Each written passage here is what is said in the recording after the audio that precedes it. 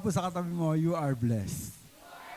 Ayan. Kasi, totoong blessed tayong lahat ngayon kasi yung Word of God daw is more valuable than gold. No? Alam niyo po ba yun? Nasa Psalms 19:10 po yun. Sinabi po doon, it's more valuable than gold, than much fine gold. At it's sweeter than a honey in a comb. From the honeycomb. Hindi pa nakakita ng honeycomb, pero nakatikim ako nung honey, matamis nga talaga siya. Yung ganun din daw po ang Word of God. Kumbaga kung kayo, umabsent kayo yung pinag-OT kayo ng Sunday, tapos time and a half ang bayad sa inyo, huwag kayo manghinayang kasi mas malaki yung nagain nyo ngayon na sa araw na to. Ayan. Pag-usapan natin yung blessing. Ang blessing kasi, iba-iba yung pananaw ng tao dyan. No? Kumbaga, pero para sa atin, Kristiyano, dapat balance yung blessing, no, in all areas ng buhay natin.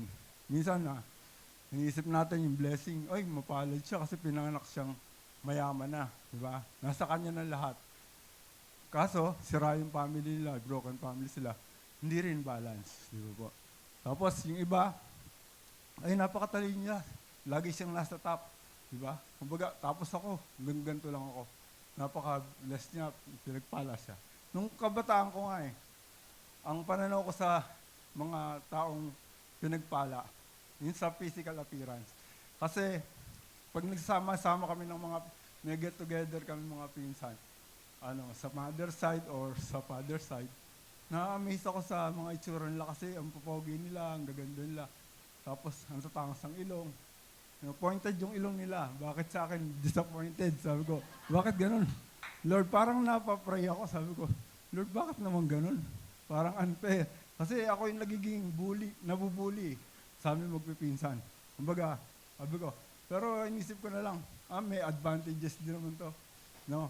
Kaya kung pango kayo, isipin nyo na lang, boneless yan.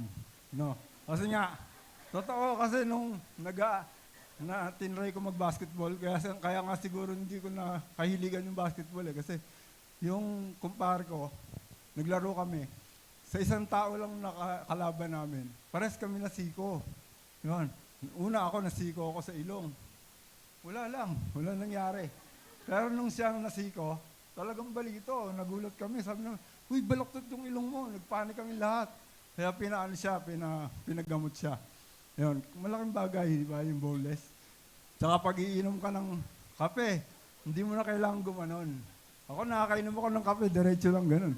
Hindi sumasayat. Well, anyway, yung mga pagpapala na yun, siyempre, kailangan balance. Pero, ang special na pagpapala talaga, yung spiritual blessing. No?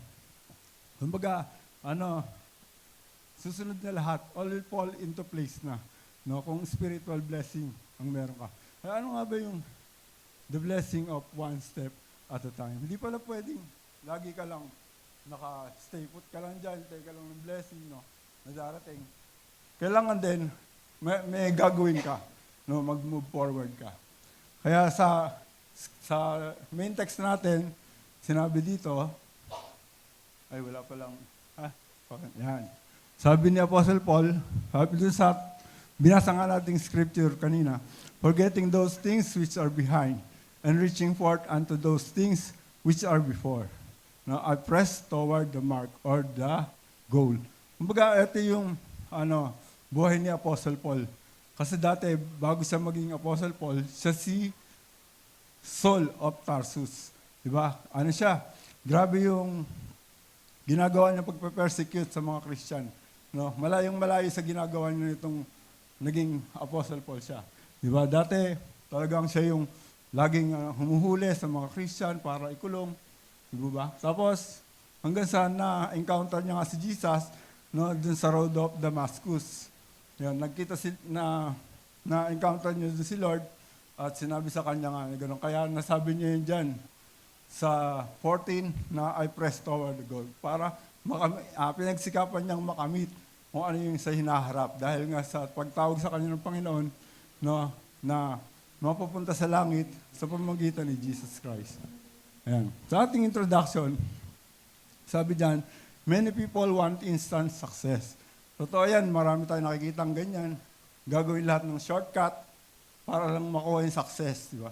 Tumatayan ng loto, no? O kaya gumagawa ng illegal para lang maging mayaman or kahit ano pang sugal, di ba? Nagagawa nila. Pero meron ngang tumama ng loto eh. Nung nalaman niya tumama siya ng loto, namatay. Kasi inatake sa puso. Sobrang saya. Di ba? Hindi rin siya maganda. Tapos instant healing. O kaya ni Lord yan, instant healing.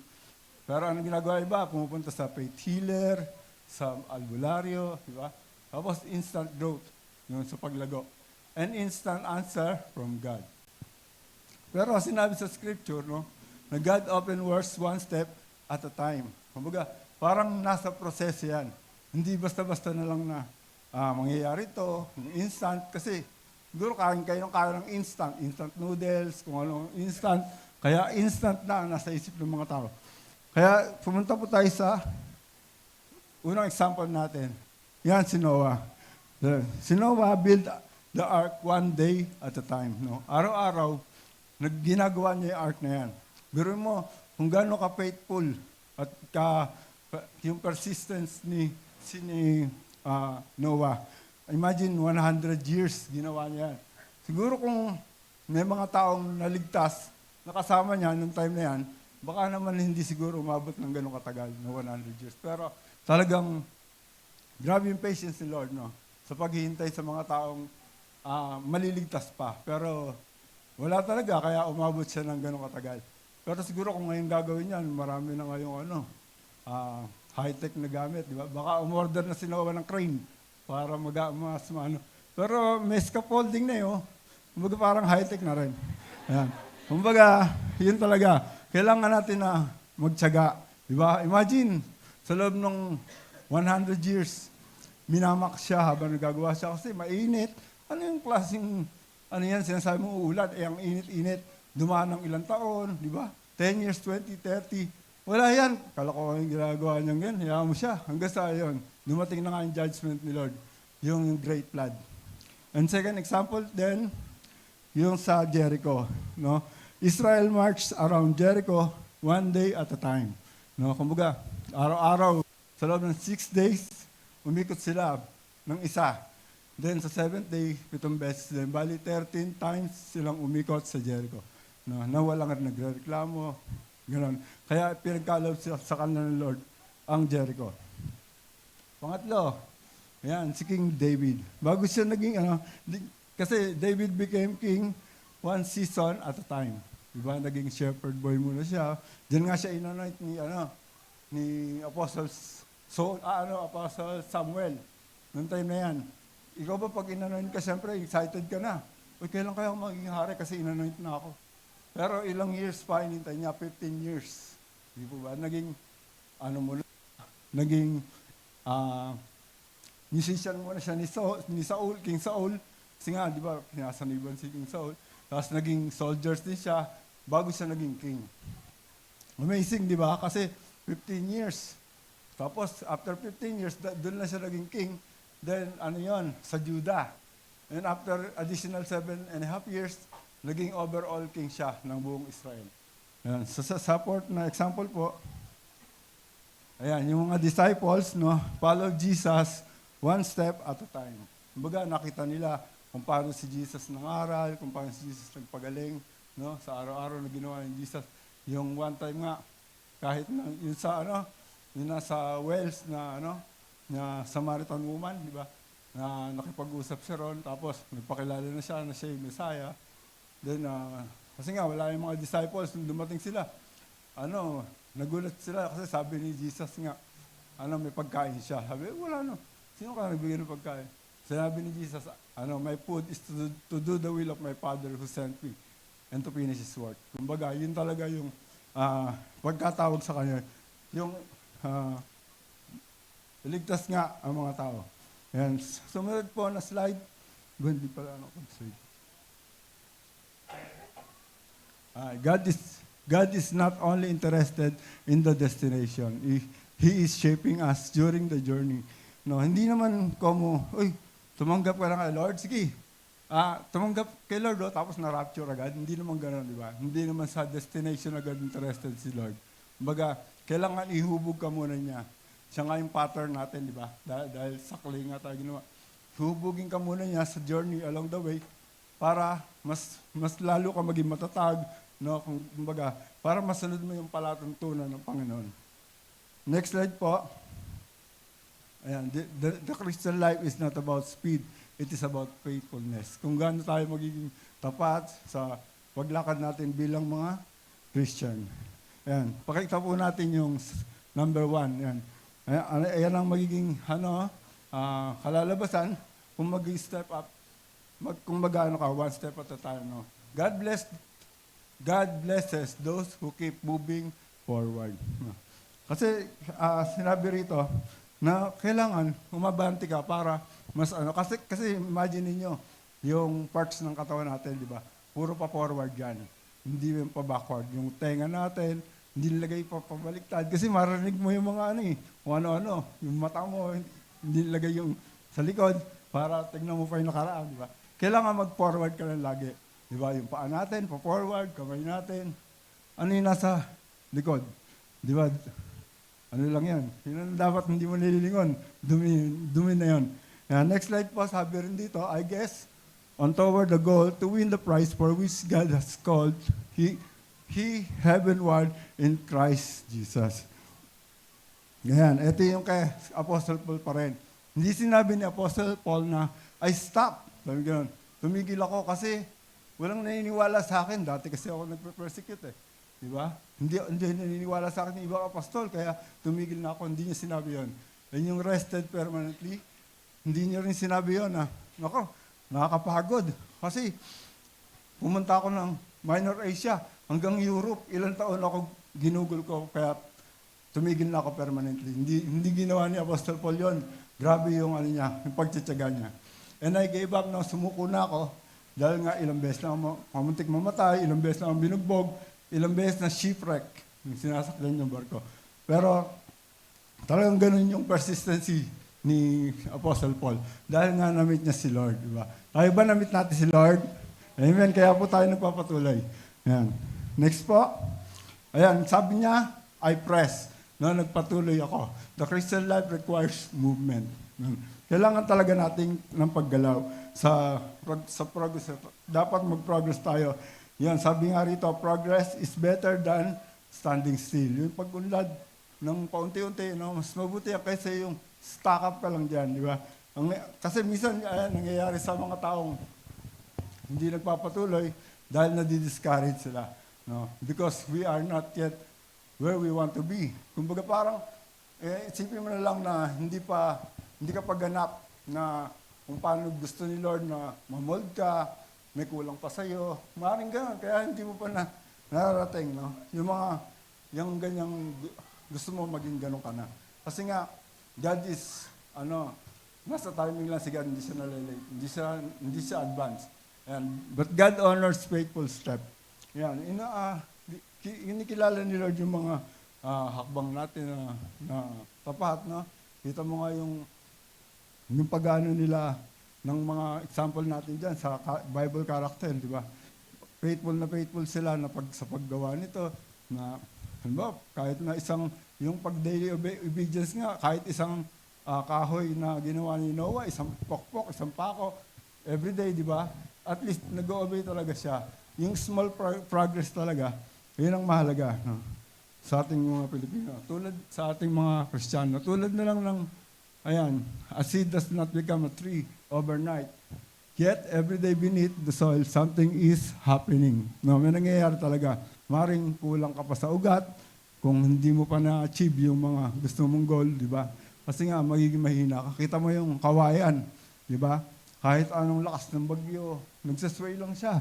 Hindi siya kayang patumbayan kasi nga, yung foundation niya, napakalalim. Ganon din sa pagiging Kristiyano natin. Dapat, ganda natin yung sarili natin, no? Sa paglago sa bawat circumstances ng buhay natin. In the same way, prayers, discipline, Bible reading, obedience, ministry are producing unseen growth. No? Yung hindi natin nakikita pero lumalago ka dyan. Yung prayer, nadi-delight ka na. No? Parang gusto mo na lagi mag-pray dahil nga lagi mong ginagawa yan. No? Yung disciplinado ka na. Yung Bible reading, hindi na boring para sa'yo. No, and the next step, next slide. Yan, God, kung hindi ka titigil sa pagsulong, God guides moving people. Na ginaguide niya tayo. Ayan, sabi nga rito, the Lord makes firm the step of the one who delights in Him. Yung mga mabubuting tao, siya yung nagpapatatag, no, ng paglakad nila sa Panginoon. Sabi nga, talagang iningatan ni Lord yung mga step natin, hindi yung patalon-talon, no? Walang shortcut. Kasi nga, talagang ganun yung way ng pagiging Kristiyano. Dadaan ka talaga sa proseso. Many people miss blessing because they stop walking when things become difficult. Minsan, yan ang nangyayari sa atin pag medyo mahirap na, no, ang sitwasyon, parang hindi na tayo nagpapatuloy. Which is mali kasi dapat talagang mag-e-endure ka pa rin. Kahit na kasi yung iba talagang pagka sobrang hirap na ng umiiyak na sa Panginoon, di ba? Na iiyak mo lang yan, pero asahan mo, hindi ka bibitawan ng Panginoon, lagi kang alalayan ng Panginoon. Kaya sa number 2, ito naman ang mangyayari, no? Pag lagi kang nag-go one step at a time. What happened when we do not stop moving forward? Ayan. Sabi po sa next slide, no? We grow stronger spirituality. Ayan. Kumbaga yung pag hindi ka humihinto, lalong lalago ka spiritually, no? Saglit lang po, inom lang ako.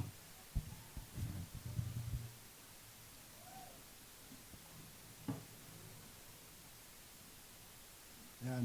Sabi nga sa verse nito, no, sa Isaiah 40:31, but they who wait for the Lord shall renew their strength. They shall mount up with wings like eagles. They shall run and not be weary. They shall walk and not faint. No? Kumbaga, ginawa tayo ng Panginoon para maging katulad ng agila. Alam mo ba yung pag may bagyo, yung agila hindi naapektuhan niya kasi nagsosoar high siya on wings like eagles. Tayo dapat nagsosoar high on wings like eagles tayo, katulad ng eagles, no, na siya nasa above siya ng bagyo. Kumbaga parang magandang nangyayari sa isang Kristiyano, no, na lagi kang kakapit kay Lord dahil nga pag nagpapatuloy ka, palalakasin ka niya kahit na hindi ka mapapagod, pag tumakbo ka, at di ka manghihina, no, pag naglalakad ka. Sabi nga, strength comes while continuing. Muscle growth through resistance, faith grows through perseverance. No. Next po. And the trials, and then pag nakasurvive ka nga doon, yung trial, no, become the testimony you share tomorrow. No. Ma-share mo na. Minsan wala nga tayo ma-share na testimony, di ba? Kasi nga, nagagawa nating tumigil o kaya na hindi na magpatuloy sa mga goals natin dahil nga nadi-discourage tayo, mga ganung bagay. Ayan. B, we experience God faithfulness. Ayan. Ipakita po natin yung example yan. Yung mga Israelita, hindi po sila nakarating agad sa Promised Land. Dapat nga 40 days lang sila, makakarating na sila. Pero inabot sila ng 40 years. Kasi nga, sa katigasan ng ulo nila, no, lagi silang nagreklamo. Ganon din siguro yung nangyayari sa atin. Pag lagi tayo nagreklamo sa Panginoon, no, hindi lang tayo nag-obey sa Kanya. Kaya tumatagal yung mga gusto natin mangyari. No? Yung pinapanalangin natin sa Panginoon, hindi nangyayari. Dahil nga, siguro meron tayong nagagawang ganun. Ayan. Pero, sa kabila nun, binibigay pa rin ng Panginoon yung mana everyday, no? Hanggang sa, biro mo yung ganung katagal, kumakain sila ng bread from heaven. Kumbaga, gano'n siguro yun. Tapos yung clothes did not wear out, no? Yung hindi man lang naluma yung damit nila. Imagine yung napakatagal na panahon na yun, ganun pa rin yung damit mo, hindi nagbabago. Walang sinabi yung mga branded na damit, di ba?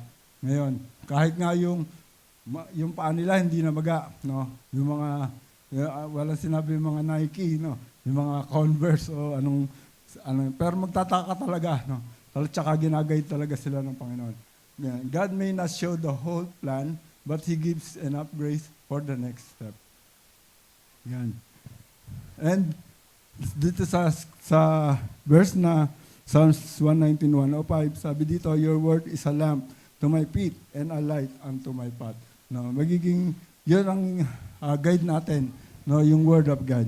Sabi dito, hindi naman, pero notice, hindi naman stadium light, yung talagang kita mo na lahat kasi mauuna ka pa kay Lord pagka masyadong maliwanag siguro. Kaya kailangan yung walking along hand in hand kayo ni Lord. Kaya gusto niyo lang ibigay sa iyo yung next step lang na liwanag. Ayan. God often reveals like gradually, unti-unti lang. Ayan. Sa sipa, we inspire others by consistency. Nasabi rito, people are watching believers who continue serving God despite hardship. No, kahit na mahirap na, no, talaga nagpapatuloy pa rin yung mga believers. Diyan na-amaze yung mga tao. Diyan tayo yung testimony na yun, yung nakikita nila sa atin. No, consistency preaches louder than talent. And sinabi sa Galatians 6:9, let us not grow weary of doing good, for in good season we will reap if we do not give up. Diba? Kumbaga, wala ka ng mga ani kung wala ka tinanim, kaya magtanim ka ng kabutihan, di ba? Whatsoever a man sow, that is what he shall reap. Kumbaga, huwag ka lang mag-give up. Tapos sabi dito, sa 3, the power of consistency in life. Sabi rito, consistency is small obedience repeated daily. Great victories are usually built through ordinary faithfulness. No? Yan, kung ipapakita natin yung sa A, no? Ito talaga yung main target ng isang Kristiyano, ang spiritual maturity. Consistency produces spiritual maturity. Yan, sabi dito, have nothing to do with irreverent, see limit, rather train yourself for godliness. Huwag na tayo maniniwala sa mga pamanang mga salinlahi na kasabihan, gano'n, yung mga sabi ng mga matatanda, no, yung mga ganito, huwag kang gagawa ng ganito.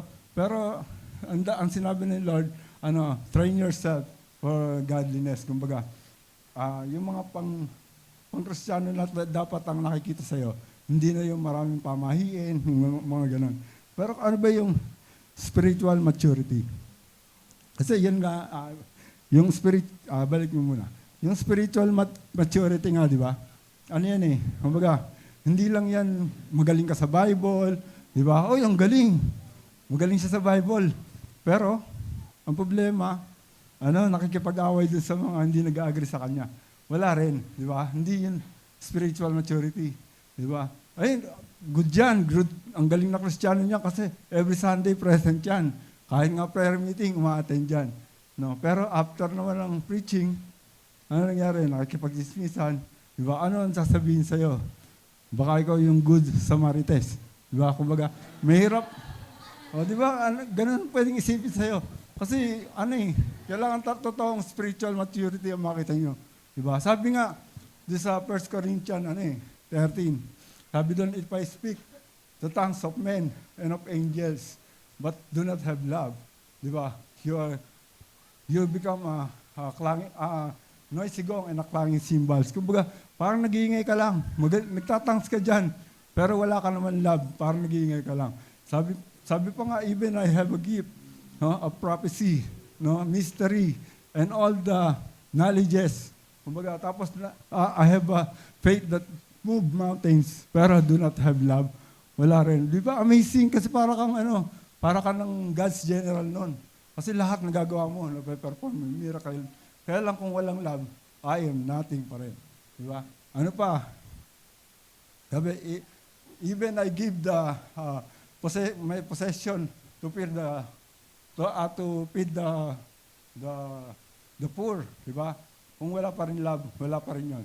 Even I offer my body to be burned. Diba? Wala pa rin akong pakinabang doon. Ano ibig sabihin nito? Kailangan, ang pinaka-importante dito is love. Kasi nga, ayun yung very nature of love. Bukod sa God is holy, God is merciful, God is just, God is also a loving God. Di po ba? Kaya dapat yun ang nagmamanifest sa atin, yung love. Sabi nga kasi, yung greatest commandment, ano ba yun? You love the Lord your God with all your heart, mind, soul, and strength. Di ba? Yun ang first and foremost na commandment. Pangalawa is just like this, no? Na love your neighbor as yourself.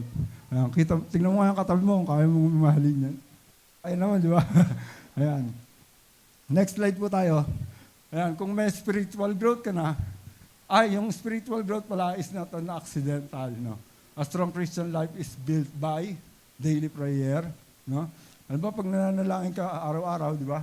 Parang mas lalo kang nagiging, nagkakaroon ka ng spiritual growth, no? Kaya yan yung papunta sa spiritual maturity. Yung like, araw-araw, nagpe-pray ka, no? Nagiging kasiyahan mo na ng puso mo, mag-pray na mag-pray. Isipin mo na lang na, the sweetest time of the day is when you're praying, di ba? When you pray, because you are talking to the one who love you the most, di ba? Yun yung mga, pandali. Sa daily surrender naman, ano ba yung daily surrender? Kumbaga, ito yung, dahil nagpe-pray ka na araw-araw, hindi ka na nadadala agad ng emotion mo, no? Kumbaga, isa-surrender mo na kay Lord yan. Si Lord na yung magko-control sa'yo. Hindi na yung feelings mo, hindi na yung emotions mo, no? Pag may nanggalit sa'yo, tapos manggagalit ka rin, siyempre, hindi surrender yung tawag doon kasi siya yung nagko-control sa'yo eh. Hindi na si Lord, di ba? Dapat si Lord nagko-control sa'yo. No, hindi mo papansinin yung hindi namamansin sa'yo. Wala yun. Parang ikaw ang kinokontrol niya. No, imagine ginagawa din yun ng mga unbeliever. No, ng mga masasamang tao. Nagagalit sila pag hindi sila pinapansin, hindi nila papansin. Ayan, daily worship. Bakit ka makakapag-worship? Kasi there's something supernatural inside of you. No, na talagang kahit nagpubugas ka ng plato, mapapaworship ka, mapapakanta ka sa Panginoon. Thank you, Lord. Thank you, Lord. Diba? And our daily obedience. Yan. Letter B, consistency defeats discouragement. Kaya natatalo nito yung discouragement kung tuloy-tuloy tayo, tapat tayo sa Panginoon. The devil wants believers to quit because he knows persistence is powerful. Alam ng kaawayan, no, na talagang yung persistency, no, napaka makapangyarihan yan. Kaya sabi rito, ayan, sabi ng kaaway, nothing is happening, no? Siyempre ikaw, iniisip mo, parang wala nga nangyayari Tigil ko na kaya to, hindi. Huwag ganon kasi kita mo nga sila Noah, di ba? Wala naman nangyayari, ilang taon na yan. Diba? Pero pukpok pa rin ang pukpok si Noah, di ba? Gawa pa rin siya ng gawa. Kasi nga, talagang naniniwala siya sa Diyos. You are wasting your time. No? Stop praying, stop serving. But every faithful step matters to the Lord. Di ba? Lahat ng mga pagiging tapat natin sa Panginoon, no? Nagmamatter yun. Kahit na walang nangyayari, di ba? Na nakikita natin, patuloy pa rin tayo. Ayan, parang kita mo sa illustration ng one drop seems sweet, but constant dripping can shape stone. Totoo yan, nakakita tayo yan. Minsan nga sa bahay, makikita mo, yung tinutuluan na kalsada ng tubig, di ba, patak-patak lang yan, pero nauuka siya. Di ba? Kumbaga, talagang nagwo-work. No, kahit na sabihin natin mahina yung kada patak, no, may impact talaga yan. So, likewise, ganun pa man, di ba? Yung consistent prayer, consistent faith, consistent obedience, change lives over time, no? Magbabago talaga yung buhay mo sa takdang panahon. See? Consistency opens doors over time. Be thou faithful unto death, and I will give thee a crown of life. Ayan. Maging tapat lang daw tayo hanggang kamatayan, at bibigyan tayo ng korona ng buhay ng Panginoon, di ba? Kasi, yan yung mga last days. Alam naman natin yung last days, di ba? Kumbaga, our life will be more difficult sa last days kasi ang mga tao magiging makasarili, no? Suwail sa magulang, di ba? Yan ang mahirap. Kumbaga, kaya kailangan faithful tayo. And faithfulness attract God's favor. Before David wore the crown, he faithfully watched sheep. Now, bago siya naging hari, bago na isuot niya yung corona niya, di ba? Naging faithful muna sa pag-aalaga ng mga tupa, di ba? Kung paano niya ito pinagtatanggol sa mga lobo, No, ganun din siyempre. Prepare siya ng Lord. Dahil nga, una, naging soldier siya, di ba? Talagang sinasamahan siya ng Panginoon, pinagtatagumpay siya. And before Joseph ruled Egypt, he faithfully served in prison. Before promotion comes, preparation muna, di ba? Kumbaga, kita mo nung naginip yung cupbearer doon sa kulungan, no? Naipaliwanag yun ni Joseph. Kaya nung dumating after 2 years, naginip din yung Pharaoh at pinaliwanag niya. Kaya diyan siya naging governor ng Egypt. Kaya number 4. Ayan. When we do not give up, we eventually reap a harvest. Yan, sinabi na kanina, na talagang ha-harvest din tayo. For in due season, we will shall reap if we will not faint. Yan.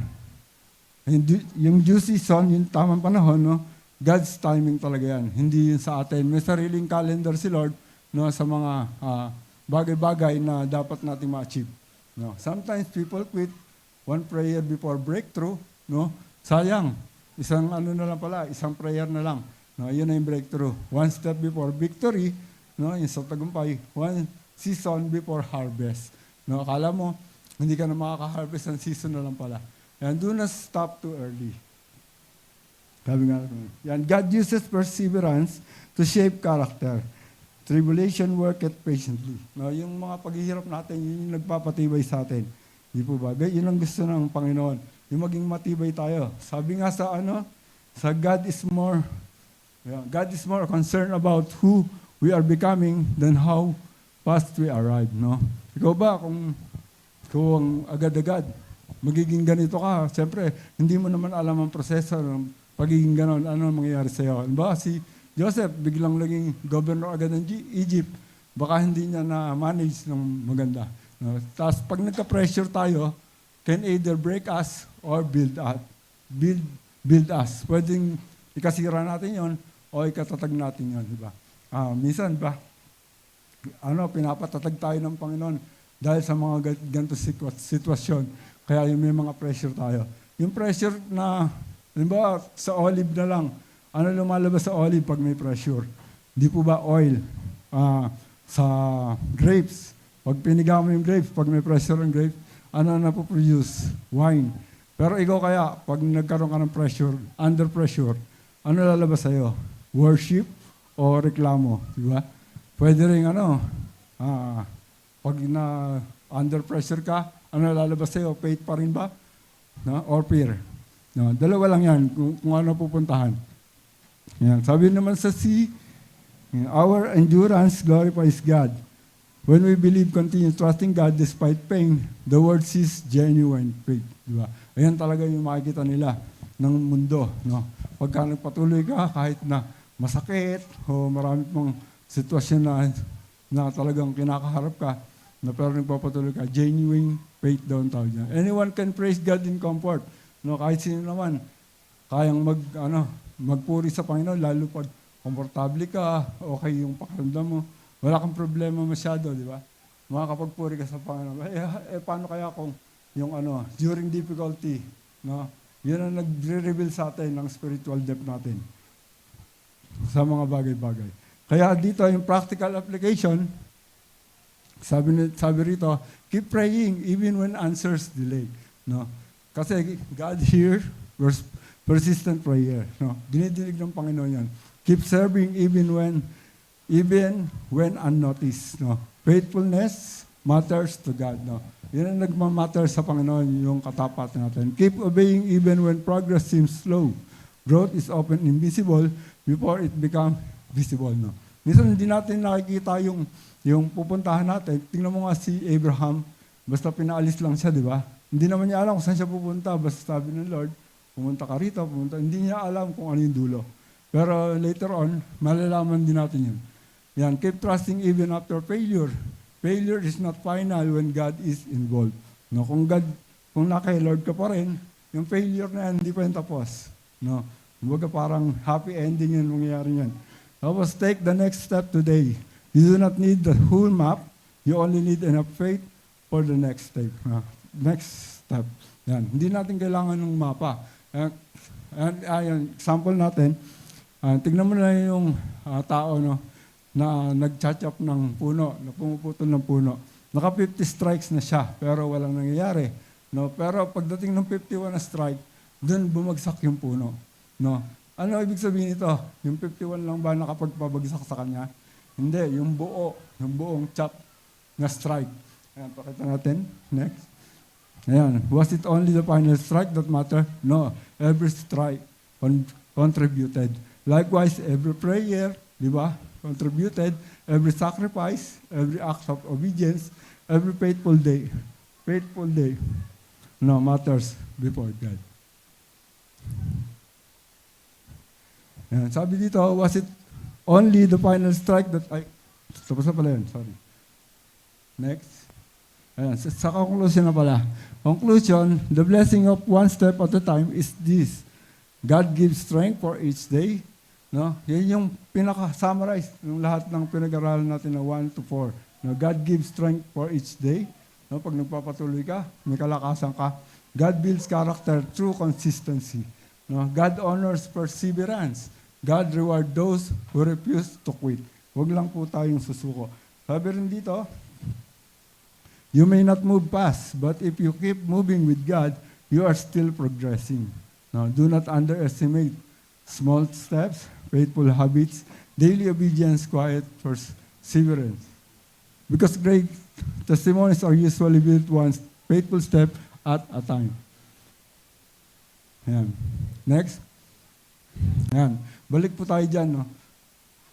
Kung ang si Father God, no, binigay niya sa atin si Jesus, no, na kaisa-isa niyang anak, no, para iligtas tayo sa ating mga kasalanan. How much more pa kaya yung blessing, no, na pinag-aaralan natin? No, kumbaga, lahat kayang gawin ni Lord. Instant or in the process, kaya ni Lord yun. No, pero, ano ba mangyayari? Bakit kailangan nating ipakita to na hindi tayo pababayaan ng Lord? No, mahal tayo ng Panginoon, pero yung mga promises niya dapat may premises din yun. May gagawin ka rin. Di ba? Kasi nga, ano yun? At pag nakamit mo naman yun, yung pagpapala na yun, dapat, maging, ka rin sa iba. Maging blessing ka rin sa iba. Di ba? Dapat, yung kapatid mo, hindi lang ikaw ang humahangad ng blessing. Dapat makikita rin yun sa'yo. Di ba? Paano mangyayari yun? Kung may pag-ibig. Di ba? Sinabi nga dun sa quotation kanina na greatest commandment, no, na love the Lord your God and love your neighbor as yourself. Dun sa Last Supper, sinabi ni Jesus naman dun, parang ni-level up niya. No? Sabi niya sa mga disciples niya, love, this is a new commandment I gave to you, that you have love for one another, and people may know that you are my disciple if you have love for one another. Kumbaga, parang na-apply ba natin to sa mga natin, di ba? Dapat sa mga tao na i-apply natin yung love, mas lalo na sa household of faith. Sino yung household of faith? Tayo yun, di ba? Kumbaga, as a body of Christ, di ba? Kasi nga, si Jesus ang head, mag-function ka. Hindi pwede yung katawan mo, ang isa dyan hindi nagpa-function. No?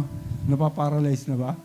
Kumbaga parang, dapat meron tayong, pag-ibig sa bawat isa na totoo. Di ba? Yun ang nagmamatter sa Panginoon. Kasi nga, yun ang niya eh. Yun ang character ni Lord, ang magmahal lang na magmahal. Di ba? Yun ang nature niya. Tapos, paano mo gagawin yun? Hindi lang sa salita. Hindi mo lang sasabihin, I love you with the love of the Lord. Di ba? Dapat nakikita yun. Di ba? Yung love, active yun. Expressive.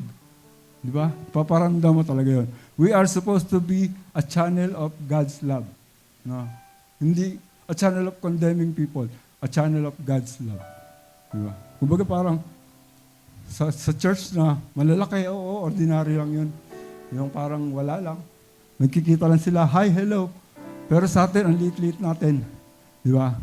Dapat, in one body tayo, dapat lahat nagpapaksyon. Kailangan ng paa, si kamay, kailangan ng bibig, si kamay. Di ba? Lahat tayo may function kanya-kanya.